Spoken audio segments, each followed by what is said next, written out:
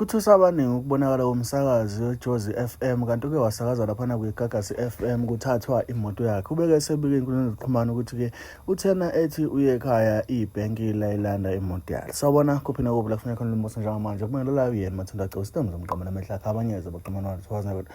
Ngana wethu ungabe usukulakho lokuqala la ngicothanza ukulungele upress i-subscribe button nozosho ukuthi uyalike uze njalo mase kufaka ama video kube wena oqala othola notification. Yebo mfethu ukuthusa abaningi ukubonakala kwa video post umsakazi ukade sakaza kwiJozi FM uPhenny Ntuli waphinda wasakaza laphana kwiGagasi FM kanti ke uzakhela uduma nasenkundleni zokuxhumana ikakhulukazi laphana ukukhuluma nentsha noma ke ukukhuluma nabantu nje ikakhulukazi laphana enkundleni zokuxhumana ubuye MC emcimbini eminingi. Bafethu uPhenny uposte ivideo imoto izolandwa i-breakdown. Lokho kwenza abaningi baphiwe ukuthi ke le moto kungenzeka ukuthi bilandwa yibank njengoba ke inkulumo yakhe iphinde yayijoke nje kwaphinda futhi kwakuthi ngempela usiyaliveza iside lakho ukuthi cha eyintweni ezifana nalezi uNkulunkulu usiyamfundisa uku-accepta noma ke ukulalela inkathi abhekene nayo aphinde futhi abheke isisombululo ukuthi ngempela uphuma kanjani kulento. Ngokubuka kwakho mntana wasekhaya uma ucabanga kungenzeka yini ukuthi uPhenny ubephuca imoto noma ibe nenkingana nje encane kwase kuthiwa cha akafanele breakdown since ke eyintombazane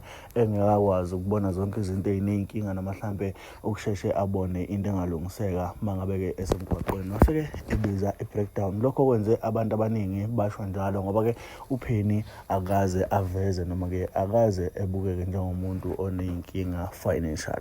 Mntana sekhaya ngoba udaba seluseyithebeni mina nawe ake sibuke izithombe sibuka amavidiyo bese uyasho ukuthi ngempela ingoba imphucile yini noma ke ingoba ukuthi imoto ibe nenkinga yase iyathathwa iyobhekwa leyo nkinga ebenayo. Kodwa ke okwamanje cha uPhenny ubukeke happy ubukeka engenankinga ndawo njengoba ke esho ukuthi cha yena swayifundisa uku-accept. Lokho kwenza ukudide abantu abaningi ukuthi hawu cha hayi kwaze kwamanga zakhe. Kodwa ke ngoba sesize salikhuluma udaba ahlala lapha kwi-comment section usho ukuthi kuthini ukuphola kwakho ngalolu daba.